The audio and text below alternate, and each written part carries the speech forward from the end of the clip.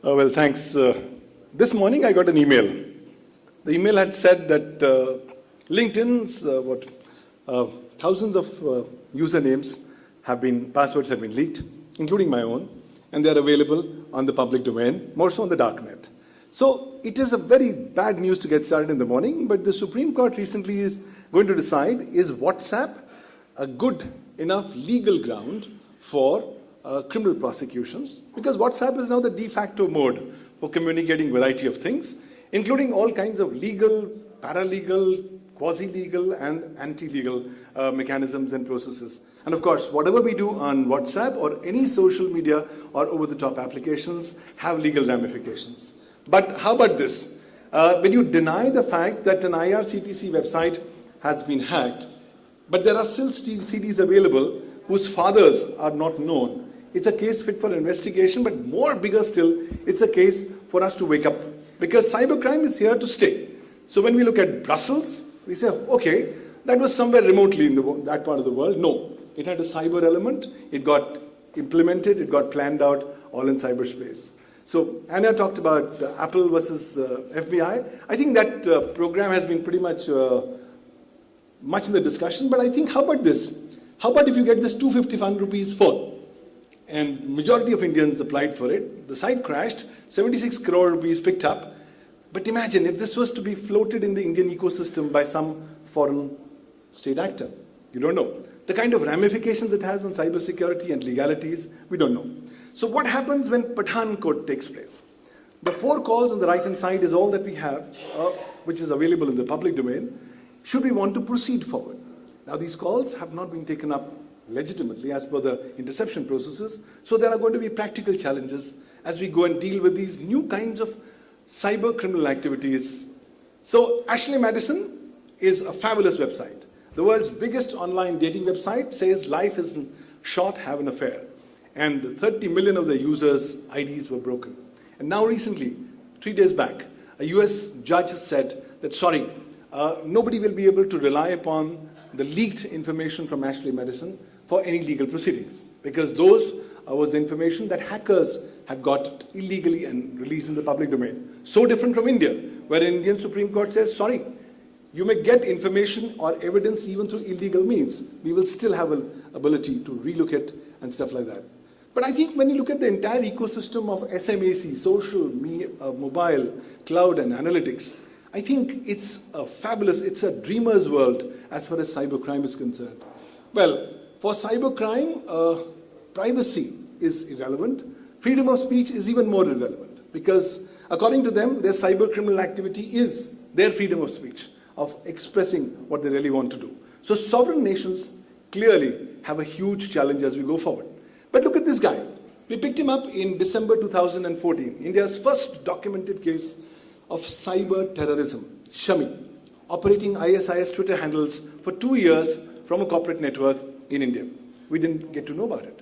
But now, as we go in prosecution, we find that we may not ultimately be very successful in getting him convicted under 66F, because a majority of his activities are not falling within the parameters of cyber terrorism under section 66F. Everything is on the cloud. We all love cloud. And we leave so many footprints, traces all around, that it's a gold mine for investigators, but it's also an immense challenge for courts, for legal professionals.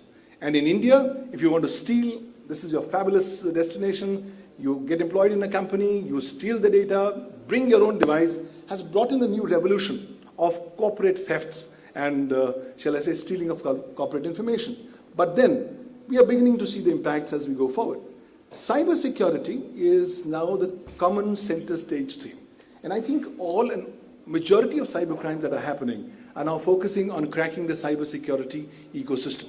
China, last July, 1st July, said, sorry, my national security is so broad enough to include every element of cybersecurity.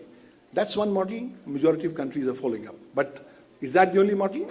Well, they have come up with a very detailed model on cyber terrorism, possibly the most detailed legal provisions that exist across the world on cyber terrorism, but we still don't know how to deal with it. In India, we just have one tool, section 66F, to deal with cyber terrorism, and we're not particularly very effective in that regard. On top of it, cyber radicalization is now the biggest challenge, and the law has no answers, primarily because the law was never drafted keeping in mind the realities of cyber radicalization, despite a massive wave of cyber radicalization that's happening across northern India. But I think it's the dark net that I believe most of the people are underplaying. My personal opinion is that darknet is here to stay. And more cyber criminal activities are happening from the darknet.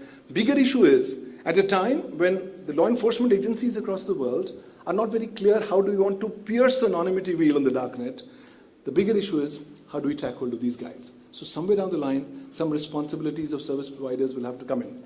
India, massive nation, 67% of all online users only accessing internet through mobiles. So logically, mobile crime is the de facto flavor of the season, shall I say, in India. And of course, those are issues that need to be covered. We did cover some of them under the amendments to the Information Technology Act, but lots remains yet to be done. Because ultimately, it's this cybercrime as a phenomenon that's beginning to be a big challenge for our country. Why so?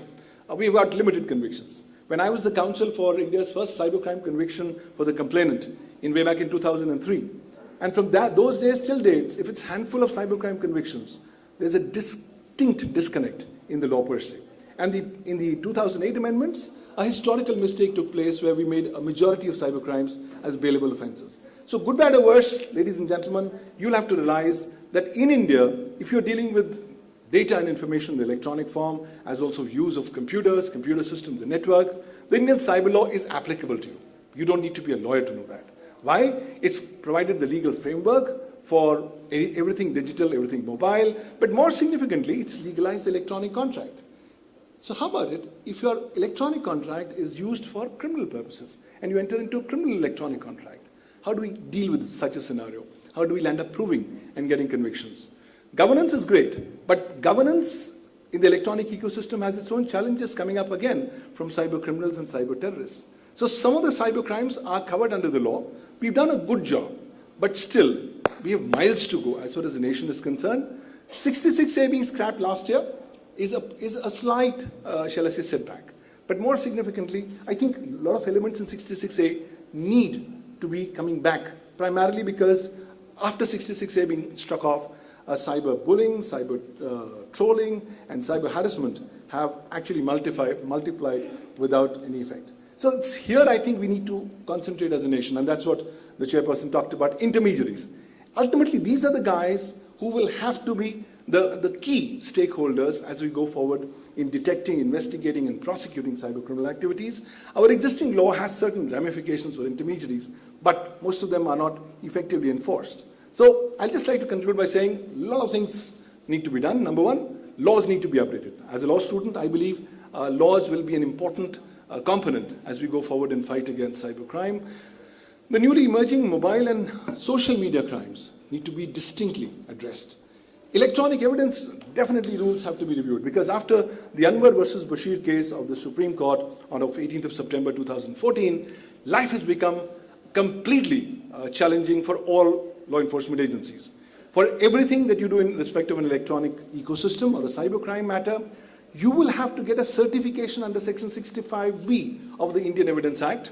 And the certification must, as the Supreme Court says, exactly reproduce all the conditions that are given therein. You don't get a certification, Supreme Court says, I'm going to treat all your electronic evidence as waste paper basket material. So thanks to this, there's a huge, shall I say, disconnect, because more and more cyber criminal trials, we are not able to proceed forward because of this particular ruling, and the time has come that we will have to ease out the rules for electronic evidence without compromising on some basic issues pertaining to authenticity and veracity of information. Specialized cybercrime courts, an absolute necessity of the times. Need for time-bound prosecution, a need for also collecting the relevant incriminating electronic evidence in a proper legal and timely manner. And of course, as everybody talks about, more capacity building. We have something known as the India Cybercrime Center. We work on the legalities of cybercrime. Centers like these, I think, require far more support as we go forward in this direction. Well, every day is a wake-up call for us, and as we work on these intersection of law and technology, we quickly realize there are no shortcuts, there are no absolute final conclusions. We are all in a stage of transition in this interregnum phase that we are currently going on, we have to quickly realize that the cyber law is there. It's enough good legal platform for us to go after cyber criminals, but far more activities need to be done. And finally, you don't have to be a lawyer to understand that cyber law and cyber crime are now today integral components of your life. And of course, we will have to be dealing with these issues, especially for cybercrime jurisprudence, as we go forward. Thank you, friends.